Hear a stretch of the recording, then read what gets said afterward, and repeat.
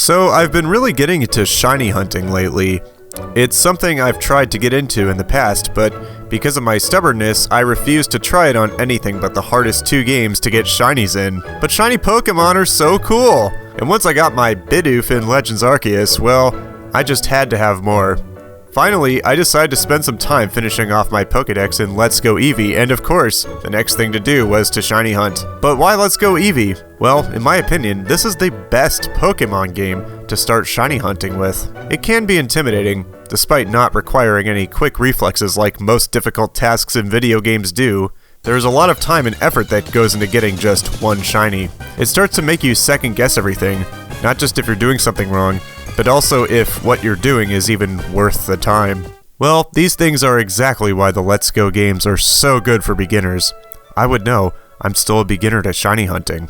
First of all, the method is very straightforward and intuitive, with very clear feedback on whether or not it's being done right. And secondly, it is extremely fast, meaning that getting a shiny can often happen as quickly as a single play session. So I completed the Pokédex, and I was ready to shiny hunt. Of course, the first Pokemon I would go for would be none other than my favorite Pokemon, Eevee. I also live streamed it. So here's my short guide to getting almost any shiny in Let's Go. Step 1. Complete the Pokédex.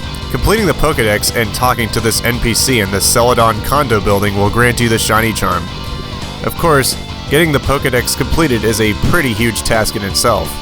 Before I go any further, keep in mind that the requirement for a completed Pokédex only encompasses the 150 Pokémon available through normal gameplay, so no Mew and no Meltan/Melmetal. So, how does one complete the Pokédex? Well, this is how I think it would be easiest to do it. Step 1. Beat the game. Make it into the Hall of Fame. Completing the Pokédex is impossible without catching Mewtwo, and the cave Mewtwo is found in is a great leveling spot. Step 2. Get all the Pokémon you can on your version. Basically, narrow the Pokédex down to the Pokémon that are exclusive to the opposite version. It's easier to keep the task organized this way. Step 3. Get all of the version exclusives. This is actually pretty easy to do thanks to Pokémon Home. I got all the Let's Go Pikachu exclusives into my Eevee game by just catching them in Pikachu and transferring them through Pokémon Home. I haven't tried the paid version of Home yet, but even with the extremely limited storage space of the free version, it's still really useful for transferring Pokémon between games. Step 4. Trade to evolve the last Pokémon on the list. There is no getting around this one, despite the years and years since the days Red and Blue introduced this concept. To finish your Pokédex, you'll still have to trade. And trust me, I tried to get around it. Unfortunately, Let's Go is very stingy with what Pokémon it lets into it from outside games, even Pokémon from the Kanto Dex. I haven't tested everything, but from what I've found, it's much easier to get Pokémon out of Let's Go than back in. Trading is just faster anyway. If you have more than one console, or you know someone else with a Switch, well, it's pretty self-explanatory. Although, if you plan on trading with yourself, let me just say this. Get a physical copy for the second game! 2 digital copies of games cannot be played simultaneously on 2 separate consoles while online. Even after I found workarounds and got both games running at once, they still did not trade with each other. So if you already have 2 consoles, go physical. Or go through the trouble of setting up a separate profile to buy the other game digitally, but what's the point of tying it down like that? Go physical. And for those with only one Switch, since you followed Step 3 already, there will only be 4 Pokémon you need to trade.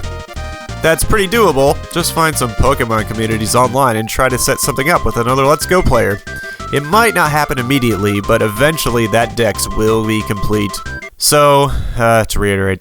Step 1. Complete the Pokédex. Get the shiny charm. This automatically increases the odds. Without the charm, the base odds are 1 in 4,096. Without doing anything else, the charm already raises the odds to 1 in 1,365.3. So that's pretty good. Step 2. Always have a lure active. Lures are an item that can be bought in Pokémarts in this game, and not only do they make more wild Pokémon show up on the overworld and make rare Pokémon show up more often, but having one active also raises the shiny odds. So now, with the shiny charm plus lure, it's up to 1 in 1,024. Step 3. Get a catch combo of 31 or higher. So the way we used to understand shiny odds is that just sitting there on the overworld with this high of a combo active would boost the odds of every Pokemon that appeared. This isn't really the case. It only boosts the odds of the next Pokemon to appear after each catch. I'll explain that more a different time. All I could say is that a combo is still beneficial because it causes more of the desired Pokemon to spawn at once, thus still increasing the odds of finding a shiny, just not in the way that we once thought. When you know what shiny you want to hunt, catch 31 of them without any wild Pokemon running away or quitting the game. I'm not going to go into detail on this much because it's extremely obvious if the combo is still active or not when encountering a wild Pokemon. So make sure that the combo is at 31 or higher, and now you're ready to hunt, either passively or actively. I'll talk about active hunting later. Right now, we're just dealing with passive hunting. Step 4. Spawn as many Pokemon as possible. Obviously, the more Pokemon appear, the more likely a shiny one can show up. The fastest way to do this is flying if possible, depending on the area. Using this method, I got my Eevee very quickly, with a lot of luck on my side. One of the fun things about shiny hunting is not just getting the Pokemon, but seeing the Pokédex get updated with the info as well. So, now that I've talked about how to find shinies, now it's time for me to show some off. I am now proud to present the first installment of my Shiny Pokemon Showcase. Right now, I'm just focusing on my first ever hunt, which took place in a single live stream. Number 1 was Eevee. Of course it was. Eevee is my all-time favorite Pokemon, so of course, if I was going to shiny hunt, it would only be appropriate to start things off with getting Eevee. I remember going into this, I was very optimistic about my chances of finding one quickly. At this point, I was going off of outdated info about the game's shiny mechanics, and I thought it was a general consensus that finding a shiny was stupidly fast in this game with the method most commonly used back then. Well, I could say that this method is still good, and that's why people found success with it. It's just that the increased odds were not coming from the combo bonus, but rather the shiny charm, the lure effect, and the increased spawn distance from the combo.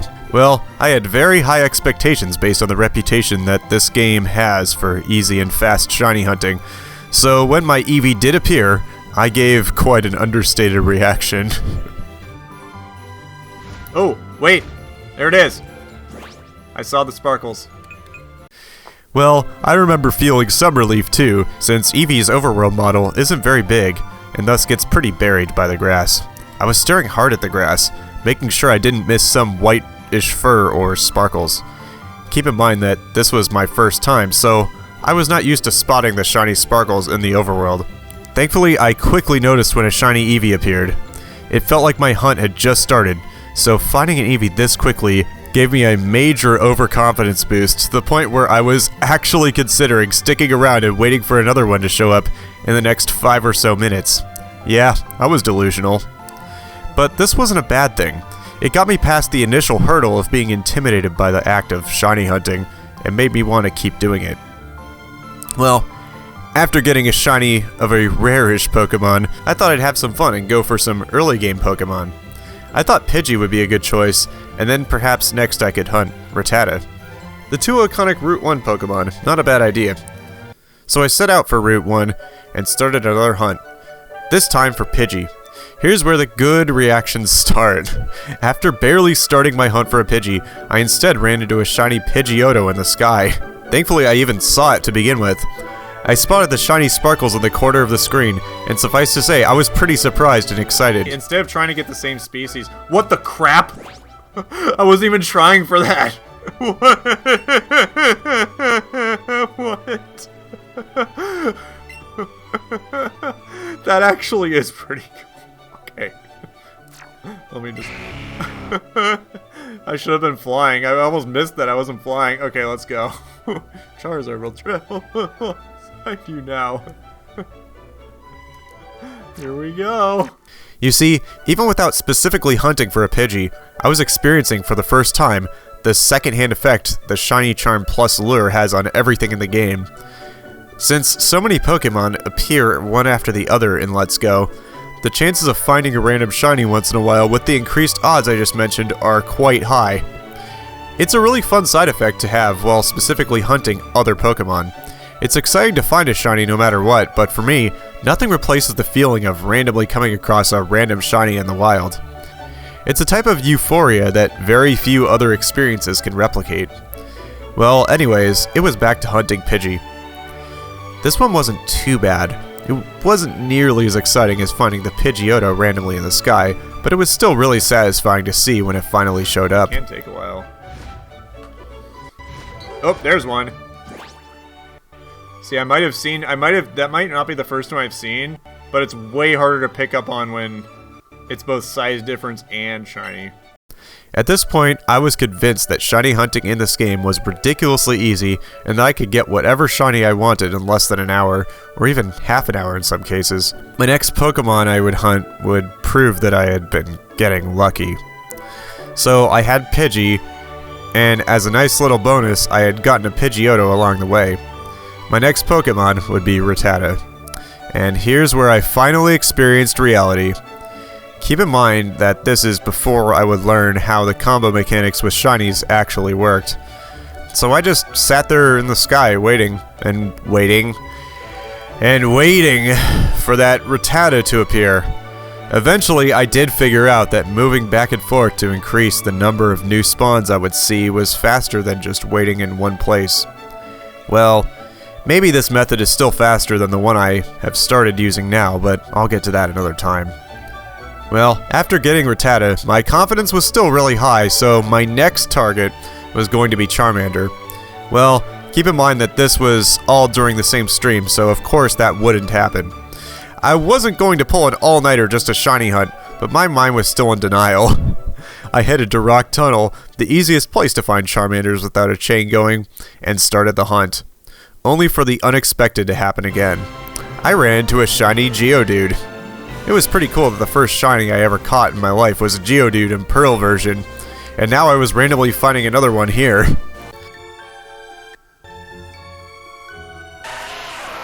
Oh, what the hell? Why? Why a Geodude? Why am I getting a Geodude? I don't know, but that's pretty cool. Where's my Premier Ball? No, I'm just gonna throw an Ultra Ball. I don't want to risk losing it. I felt like this was a sign that I should stop for the night, which I did shortly after, thus ending my first ever shiny hunting session. Eventually, I will complete the shiny dex in this game. Just you wait. So that's a summary of my first set of shinies I ever caught.